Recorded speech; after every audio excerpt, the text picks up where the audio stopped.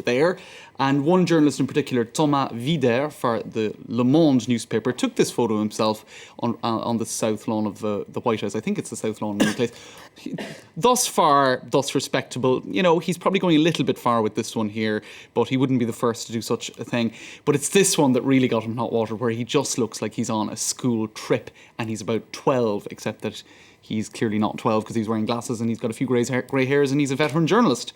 And you can see there's some security people trying to intervene and another journalist for the France 2 network and Obama and Hollande sitting in the background. It all looks a little bit undignified. But you see, weren't people saying the same thing, if I could find it, about that selfie at Nelson Mandela's funeral? That it's just not something that people in a position of dignity or honour or whatever, or a statesman, or, you know, people doing a serious job shouldn't really be caught taking selfies because it's just associated with, you know, teenagers. Now, he wasn't the only one. A lot of French journalists were doing the same thing, to the point that, indeed, one White House correspondent for the Canal Plus network said that the security staff at the White House were not impressed, and they said that, or even official advisors saying, this sort of thing is not done. Ça ne se fait pas. But his colleagues, actually, Thomas Vider's colleagues at Le Monde, decided that they would engage in some selfie solidarity, and they took that photograph of themselves back in HQ in Paris. Very meta indeed, it has to be said. Staying with that state dinner, the seating arrangement, that was pretty much, everybody was pretty keen to know who was going to end up sitting next to François Hollande, given that he was going stag, as it were. That's right. The American comedian was Stephen Colbert. He was, in the end, seated at the top table next to the First Lady. That's right. Some people found that strange, given that he's made fun of François Hollande in recent weeks. That's right, for all sorts of reasons. First of all, the proximity to the president, which led some people to put up this tweet. So Colbert will be Hollande's date, said at Guan. No, actually. And furthermore, it is, of course, as you pointed out, extremely odd, seeing as just a few weeks ago he lambasted the French president in a comic sketch that would have left him shuddering and probably quite embarrassed if he had seen it, which he probably has. So I presume it was a talking point between them. Talking point, rather. Let's take a look at an extract. With the recent behavior of their president, François Hollande, has sacre blown my mind. So tonight, he is my alpha dog of the week.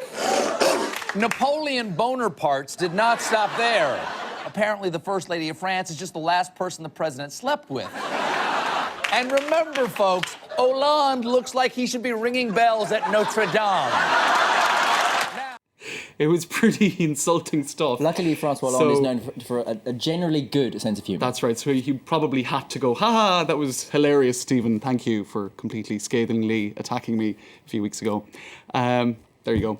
OK, so then one last thing. Scarlett Johansson, she's to be honoured with the French equivalent of the Oscars later this month. That's the César Award.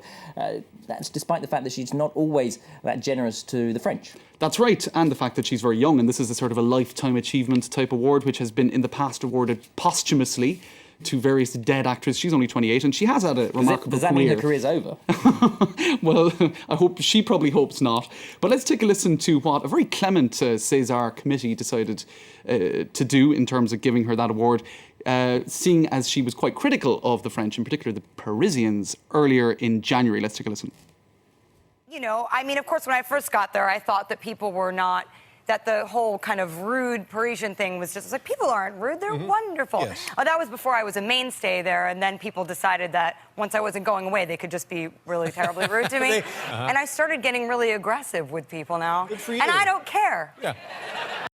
She's getting aggressive. She's probably beginning to feel right at home. But there was one poll conducted on the Nouvelle Observateur website asking, does she really deserve an honorary César award?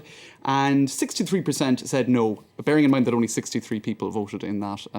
So I probably shouldn't be showing you that webpage at all. It has no value. It's far from a broad section there of French society. Thank you very much, James Gruden, for that Media Watch. You're watching France 24.